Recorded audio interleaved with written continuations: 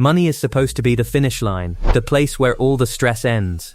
The reward for surviving the hard years, the sleepless nights, the sacrifices no one saw. The thing that finally lets you breathe without fear. But what if the moment you get too much money, your mind never truly rests again? Let me ask you something real.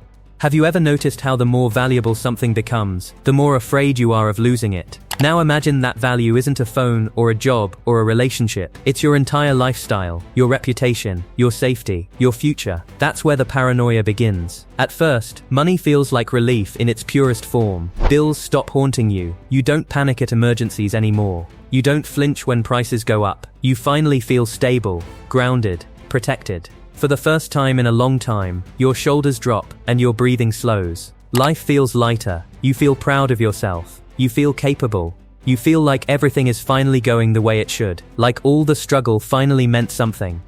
But slowly, almost quietly, something changes.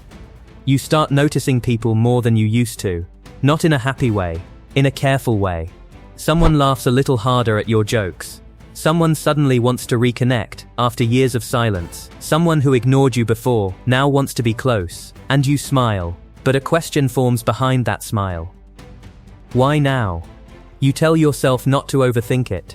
You tell yourself people change. You tell yourself you're just being paranoid. But the feeling doesn't leave. Would they treat me the same if I didn't have this money? That single thought can crack your peace wide open. Because once you start questioning intentions, everything feels uncertain. Every compliment feels layered. Every favor feels loaded. Every conversation feels like it might be leading somewhere. When you have too much money, trust stops being simple. You don't just listen anymore. You analyze. You read the tone. You read the timing. You read behavior. And slowly, without even realizing it, you stop being open. You stop sharing dreams because dreams can be stolen. You stop sharing plans because plans can be used. You stop sharing struggles because vulnerability feels dangerous. You start protecting your life like it's a secret. And maybe it is. Money makes you visible, and visibility is risky. You realize that success doesn't just bring comfort, it brings attention, and attention doesn't always come with good intentions. You think about safety in ways you never did before, not dramatic ways, quiet ways that live in the back of your mind. You think about who knows where you live, who knows where you travel, who knows what you own, who knows your routine. You hesitate before posting anything online. You pause before tagging a location. You choose silence instead of sharing happiness. Not because you don't want to be seen, but because being seen feels like being exposed. And then there's the fear of loss. Because money doesn't just give you more options, it gives you more to lose. Every decision feels heavy, every risk feels sharp, every mistake feels unforgivable. You replay choices in your head late at night. You imagine worst-case scenarios, you prepare for disasters that may never come.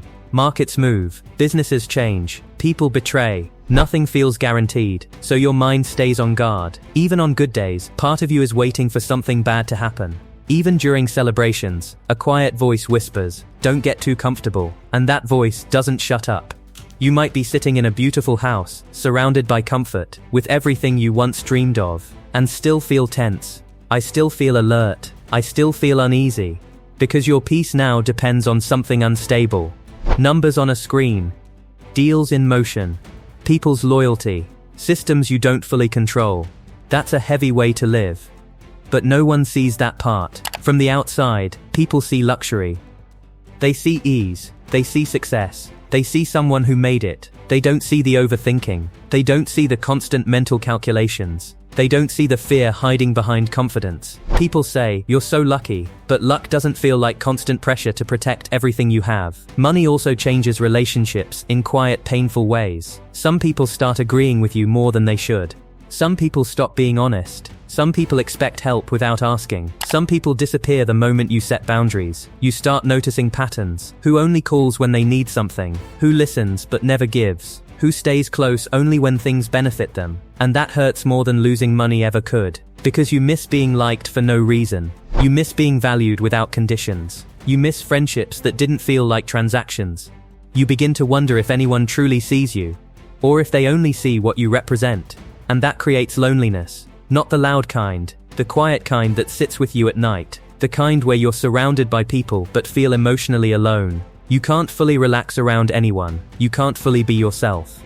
You keep parts of your personality locked away at all times. You start filtering everything you say, every story, every emotion, every opinion, because being real feels risky. Money also messes with your identity in ways no one prepares you for. You start asking uncomfortable questions. If people respect me, is it because I'm capable, or because I'm wealthy?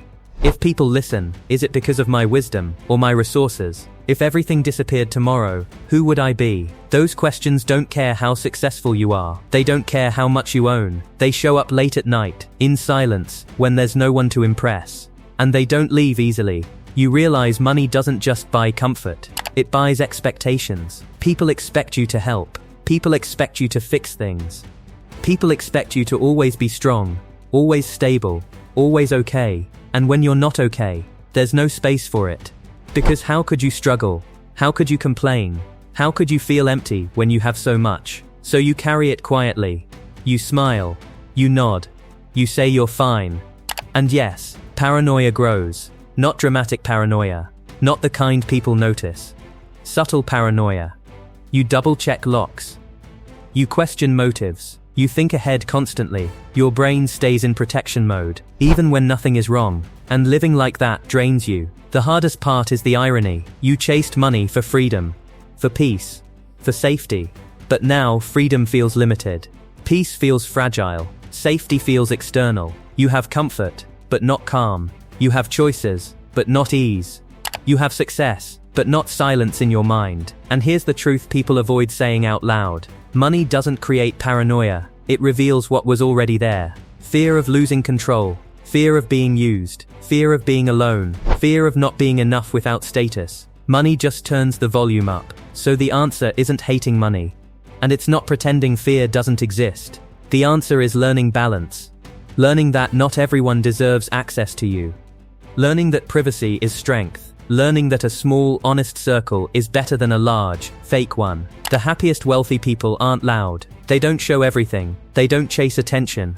They live intentionally, quietly, simply. They understand that money is a tool, not an identity. Real wealth isn't having more. It's fearing less. It's being able to sleep without imagining collapse. It's being able to laugh without suspicion. It's being able to trust without regret. So if you're chasing money, pause for a moment and ask yourself something important. Am I building freedom? Or am I building a new kind of fear? Am I buying comfort? Or am I slowly trading away my peace? Because at the end of the day, the real luxury isn't money. It's a calm mind, a clear heart, a life that doesn't require constant defense. And no amount of wealth can replace that, if you don't protect it first. Thanks for watching. Don't forget to like and subscribe to our YouTube channel.